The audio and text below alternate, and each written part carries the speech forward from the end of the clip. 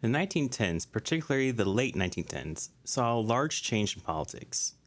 Not only were women demanding more of a voice in politics, as we saw with the Petticoat Revolution not too long ago, but the temperance movement, isolationism, and anti immigration ideas were on the rise as well. The temperance movement is as old as America itself. The first official temperance organizations were formed in the early 1800s in New York and Massachusetts, with religious groups spreading the movement like wildfire all throughout the US. These groups advocated for extreme limits on or complete avoidance of all intoxicating liquor. By the mid-late 1800s, some temperance organizations had become international, such as the Order of Good Templars and the Women's Christian Temperance Union. The movement saw steady growth up until the early 1900s, when those in favor of temperance started to rival those who were not. The First World Prohibition Conference was held in London in 1909, during which the International Prohibition Confederation was founded. Temperance was spreading far and fast thanks to religious institutions and, most importantly, the women who were members of such institutions.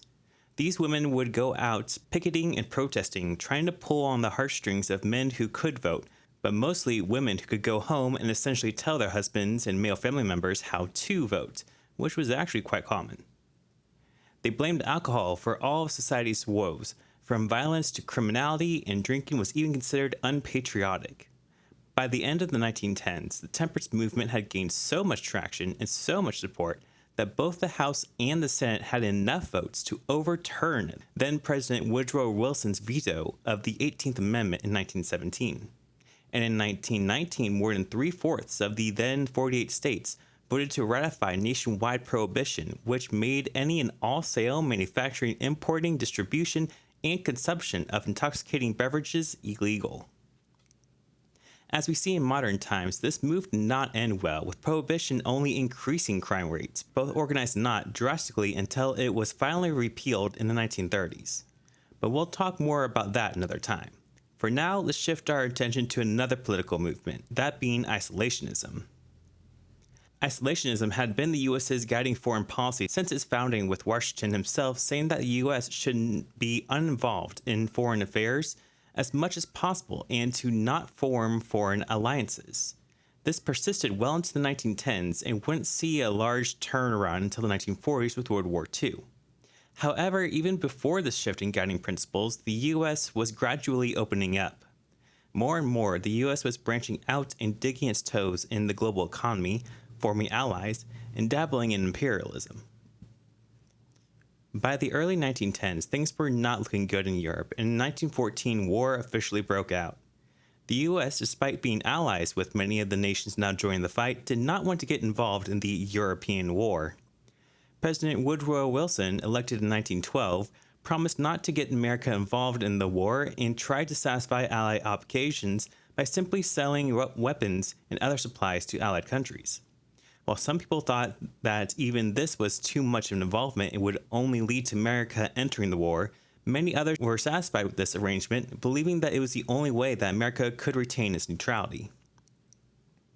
As the war drug on and became more and more Americans very much wanted to keep said neutrality and even pull away from the rest of the world in general regarding trade and controlled countries, as they saw it as just another way America was losing its self-reliance, would only lead to involvement in the concerns of other countries when the U.S. needed to focus on its own concerns first and fully.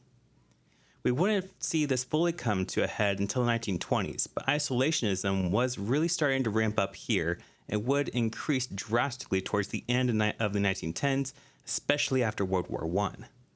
Once World War I finally ended, Americans were devastated not just by losing their loved ones, but by hearing about the devastation in other countries. Despite the League of Nations being Wilson's idea, Congress would vote not to join in order to avoid being sucked into another major conflict. Ironically, some historians argue that if the United States had joined the League of Nations, it might have been able to prevent World War II, an even larger and bloodier war that the U.S. eventually was involved in anyways. With isolationism on the rise, so was seeing other countries, particularly other people from those countries, as threats and/or burdens. This was especially the popular sentiment after World War I, along with mass support for U.S. nationalism, which was fueled by isolationism, anti immigrant ideas, and good old fashioned racism. It should come at no surprise that all this anti foreign sentiment coincides with a shift in immigrant demographics. At this time, those who were immigrating into the U.S. were largely Eastern European as opposed to the Western European immigrants, which had made the vast majority of immigrants since the dawn of the nation. The number of people of color immigrating to the U.S. was also on the rise this time, albeit to a much lesser degree.